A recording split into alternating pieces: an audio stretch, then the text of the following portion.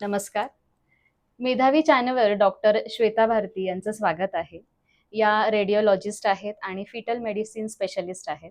तर आपण आज यांच्याकडनं माहिती घेणार आहोत, की गर्भधारणा, नंतर सोनोग्राफी, स्त्री आरोग्यामध्ये याचं काय महत्त्व आहे. त्याशिवाय डॉक्टर आहेत, पण त्यांनी भावनिक बाजू सुद्धा बघितलेली आहे. तर त्याबद्दल आपण आज माहिती घेणार आहोत.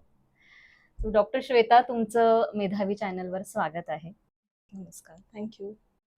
आपण आज पहिला प्रश्न हा घेऊयात.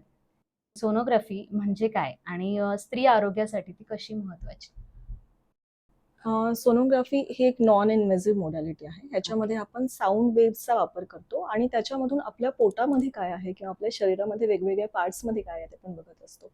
तर महत्वाचं काय आहे, कारण शरीरामध्ये बऱ्याच साऱ्या गोष्टी होत असतात जे काही आपल्याला वरून दिसत नसतात. समजा तुमचं पोट दुखतंय कुठल्या तरी कारणाने, पोटामध्ये तुमची उजवी बाजू दुखते समजा खालच्या बाजूला, तर ती कशामुळे दुखते आपण वरून बघून असा अंदाज काढू शकतो. कदाचित अपेंडिक्स असेल, कदाचित स्टोन असेल, पण एक्झॅक्ट काय आहे ते एक्झॅक्ट जे कारण आहे त्याचं ते डायग्नोसिस केल्यानंतरच तुम्ही ट्रीटमेंट करणार.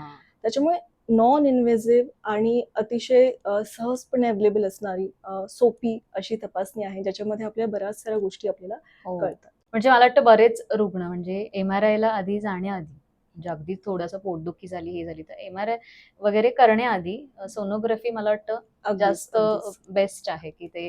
आणि ती खर्चिक पण आहे ना परत. MRI खूप खर्चिक आहे, सोनोग्राफी ते पण आहे. छान. ओके. आता पुढचं असं आहे की आता गेल्या काही वर्षात तुम्ही बऱ्याच जोडप्यांना आई बाबा होताना तुम्ही पाहिलं असेल, तर ही आनंदाची गोष्ट आहे.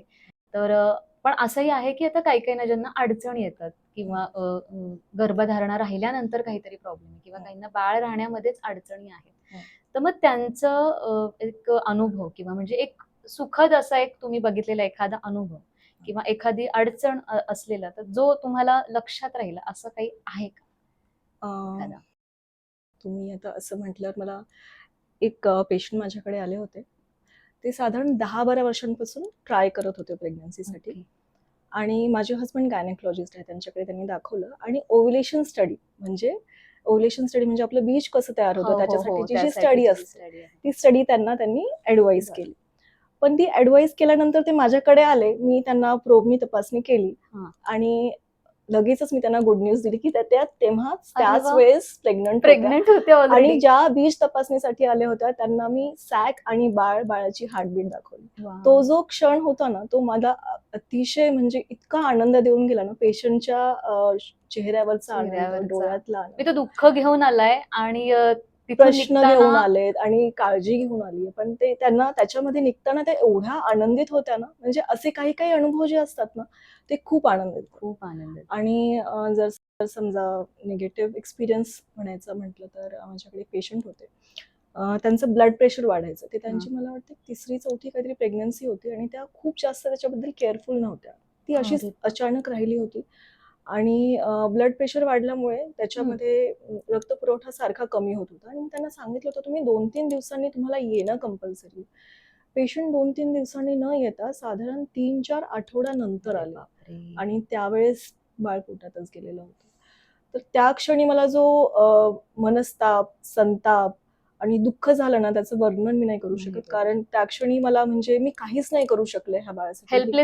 अशा वेळेला हेल्पलेस वाटतं आपल्याला, कारण आपण काही नाही करू शकत नाही. एकदा बाळ पोटात गेल्यानंतर आपण काहीच नाही करू शकत. तर कारण सोनोग्राफीनुसार जर तुम्ही प्रॉपरली सगळ्या गोष्टी वेळेवर केल्या तर ह्या केसमध्ये ते बाळ वाचवणं 100% शक्य. 100% शक्य होतं. म्हणजे सोनोग्राफी वेळेत करणं किती महत्त्वाचं आहे. म्हणजे फक्त एका निष्काळजीपणामुळे त्या बाळाचा जीव गेला असं. तर असे काही एक्सपिरियन्सेस थोडेसे दुःख देतात. म्हणजे कदाचित ते आधी आली असते तर ते व्यवस्थित झाले असते. त्यासाठी सोनोग्राफी वेळेत करणं आणि योग्य वेळेत डॉक्टरांकडे जाणं खूप महत्त्वाचं आहे. आता याला धरून म्हणजे आता कसं तुम्ही सांगितलं की हा भावनिक प्रसंग आहे, तर मग असे अनेक प्रसंग येतात. म्हणजे जसं की आता कोणीतरी आशा घेऊन आलंय की मी प्रेग्नेंट असणार आहे किंवा कोणीतरी ओव्युलेशन स्टडी करतंय की आता या महिन्यात तरी आपल्याला एक गुड न्यूज मिळणार आहे आणि त्यावेळेला जेव्हा त्यांच्या पदरी निराशा येते, म्हणजे हे प्रसंग यूज टू असणार आहेत तुम्हाला अगदीच. रोजच्या बघण्यामध्ये. हो. तर किती जरी आपण म्हणजे ते प्रॅक्टिकल राहणं आपण म्हणतो किंवा आता मेडिकल फील्डमध्ये असल्यामुळे बघण्यात म्हणजे ते बघण्यामध्ये आहे. पण तरी एक भावनिक बाजू त्याची वारंवार येते.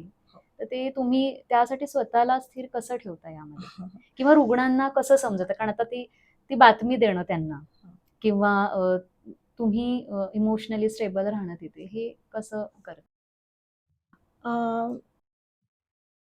ॲक्चुअली इमोशनली स्टेबल मी राहणं हे बऱ्यापैकी मला शक्य होतं. आधी सुरुवातीला थोडेसे प्रॉब्लेम यायचे. कारण बऱ्याचदा असं होतं, की ओव्ह्युलेशन मॉनिटरिंग किंवा फॉलिक्युलर मॉनिटरिंग हा एक असा प्रवास असतो प्रेग्नन्सी राहण्यासाठीचा, ज्याच्यामध्ये प्रेग्नन्सी नक्की कधी राहील हे आपल्याला सांगता येत नाही. पेशंट एका महिन्यामध्ये साधारण 5 वेळा येतात, 6 वेळा येतात त्या पर्टिक्युलर सायकलमध्ये आणि जेव्हा सगळंच व्यवस्थित होतं, तरीसुद्धा प्रेग्नन्सी राहत नाही. तेव्हा त्यांचा जो मनस्ताप होतो, तो अगदी समजून घेण्यासारखा असतो आणि दुःखही होतं दुःखही त्यावेळेस. होतं. पण समहाऊ ॲज अ डॉक्टर आम्हाला अशा पद्धतीने ट्रेन केलेलं असतं किंवा आमचं एक मनातून तशी एक भावना तयार भावना. झालेली असते, की आता ह्या पेशंटचं झालं, पुढच्या पेशंटसाठी मला परत हसतमुखाने सामोरं जायचंच आहे. हो, कारण एकाच पेशंटवर अडून नाही राहत आहेत. बरोबर आहे. ते एक झालं की परत म्हणजे दुःख जरी झालं तर ते तात्पुरतं ठेवून त्याच्यातून बाहेर येणं हे लगेचच गरजेचं असतं. कारण पुढची कदाचित प्रेग्नन्सीची पेशंट असेल. पुढच्या पेशंटला त्याला काहीतरी आपण ते चांगली ते आपल्याला न्यूज वाइब्स द्यायची आपण नाही असेल. देऊ शकत. अगदी. खरं आहे. म्हणजे आम्ही योगशास्त्रामध्ये जे म्हणतो, की आपण हं. वर्तमान काळात राहणं. तर मला वाटतं डॉक्टर्स हे जास्त चांगल्या प्रकारे फॉलो बरोबर. करतायत. कारण ते आहेच ना, की एका पेशंट वर तुम्ही नाही तिथे थांबू शकत. कारण दुसरा येणारा हो. कसा आहे. 2 गोष्टी महत्त्वाच्या आहेत मला असं वाटतं. हं. पॉवर ऑफ नाऊ म्हणजे आता प्रेझन्समध्ये मला राहायचंय आणि मला डिटॅच राहायचंय. डिटॅच राहायचं एक्झॅक्टली. डिटॅचमेंट ह्याच्यामध्ये खूप महत्त्वाची आहे. कारण जर मी कोणत्या पेशंटच्या रिझल्टशी अटॅच झाले, हं, हं. तर मी त्या पेशंटलाही कदाचित चांगल्या प्रकारे बघू शकणार नाही आणि नंतरच्या पेशंटलाही चांगल्या पेशंटला प्रकारे नाही बघू आहे शकणार आणि नाही. इमोशनल आपण झालो, की असं म्हणतात हं. पण, की आपला ऑरा पूर्ण चेंज होतो. हां. आपले विचार बदलले, की आपलं सगळंच म्हणजे ती करण्याची जी प्रक्रिया आहे, सगळं आपलं चेंज होणार. करेक्ट. हं. आता तुमचा प्रेग्नन्सीचा आणि आई होण्याचा अनुभव मला सांगा? अं, म्हणजे दोन्ही प्रेग्नन्सीज ॲक्चुअली मी काम करतानाच घालवलेल्या आहेत. त्याच्यामुळे प्रेग्नन्सी कधी आली आणि कधी संपली हे कधी कळलं नाही. संपली असं? बेसिकली आणि थोडीशी कॉम्प्लिकेटेड होती. त्याच्यामुळे अच्छा. 7व्या-8व्या महिन्यामध्येच डिलिव्हरी आम्हाला करावी लागली होती. तर प्रेग्नन्सीचं माझं मी स्वतःचं कुठल्याही प्रकारचं कौतुक किंवा किंवा आराम किंवा कुठल्याही कंटिन्यूअस प्रकारचं 9 मंथ पर्यंत काम सुरू होतं 9 तुमचं? मंथ माझे कंप्लीट झालेच नाही कारण दोन्ही अच्छा, अच्छा. हां, प्रेग्नन्सीमध्ये दोन्हीमध्ये का? हां. ओके. सेकंडमध्ये it was in 7th month, end of 7th month आणि हं. फर्स्टमध्ये 8th मंथमध्ये. इट वॉज बिकॉज ऑफ एक ब्लड वेसल्सचा, ब्लड प्रेशरचा हं, प्रॉब्लेम हं. झाला होता मला त्यावेळेस. ओह! आणि त्यामुळे त्याच्यामुळे ती अर्ली 7th मध्ये डिलिव्हरी करावी लागली म्हणजे ती होती. 7व्या मध्ये जी आपण सोनोग्राफी करतो त्यामध्ये डिटेक्ट झालं का ते? डॉपलरमध्ये करेक्ट. हां, त्याच वेळेस. हां. तर माझं बाळ 33 आठवड्याचं एक आणि एक 31 आठवड्याचं. अगदी लहान एन-आय-सी-यूमध्ये अच्छा म्हणजे होतं. आणि दोघांनाही हो, तो दोघांना. वेगळाच एक हे असले कारण हो. पण समहाऊ दोन्ही बाळांचं सगळं व्यवस्थित मी करू ते शकले. महत्वाचं त्यांना आहे. मोठं करू शकले आणि आता आता ते अगदी मोठे-मोठे झालेत. मुलगी तर माझ्यापेक्षा उंच वगैरे झाली आहे. ती मला वाटतं 14 इयर्स नाही ती आता 16 इयर्सची. अच्छा आता 17 16 होईल इयर्सची दिस इयर. आहे. हां. हो. आणि मुलगा हां. आता 11 म्हणजे वर्षांचा आहे. ते आहे ना अगेन की मेडिकल सायन्स इतकं पुढे गेलंय, हं. तरी म्हणजे कदाचित आधीच्या काळामध्ये जर हे 7व्या महिन्यात वगैरे जेव्हा प्रेग्नन्सी व्हायच्या हं. तर ते खूप रिस्क होती. रिस्क होती. हो. तर आता मेडिकल सायन्स इतकं पुढे गेलंय, तर हं. त्याच्यामुळे ती रिस्क कमी झाली आणि हां. म्हणजे तुम्ही म्हणताय तसं की हां. प्रेग्नन्सीमध्ये जरी प्रॉब्लेम आला, पण तरी बरोबर. मुलांची हेल्थ छान होते. ते एन-आय-सी-यू आणि बाकीचे प्रॉपर टायमिंग ऑफ डिलिव्हरी जो आहे ना, तो हं. आपल्याला सोनोग्राफी आणि मुळे कळतो. आणि त्याच्यानंतर आपण proper timing of delivery follow केला, की हं. एन-आय-सी-यूमध्ये बऱ्यापैकी आजकाल म्हणजे इतकं ॲडव्हान्स आहे सगळं, की बाळ चांगले होतातच. मोस्ट ऑफ द होतातच ना. केसेसमध्ये 99% ऑफ केसेसमध्ये. हं. इव्हन 7व्या महिन्यातले बाळ असो, अगदी काही-काही केसेसमध्ये 6व्या महिन्यातले बाळसुद्धा आजकाल आजकाल होतं. होतायत. इनफॅक्ट मला वाटतं रायझिंगमध्ये आता केस होती का एक मध्ये? विनोद भारती डॉक्टरांनीच हो, केली एक होती ती म्हणजे 700 ग्राम वजनाचं हां, बाळ हां. होतं.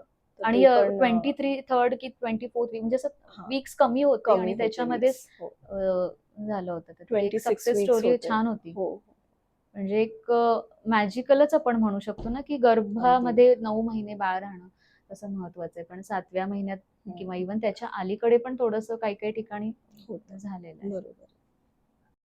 ओके. आणि एक असा इमोशनल साईडचाच प्रश्न आहे, की आता बाळाची वाढ होतीये, त्याच्यानंतर प्लेसेंटाची पोझिशन काय आहे, त्याच्यानंतर पाण्याची पातळी किती आहे.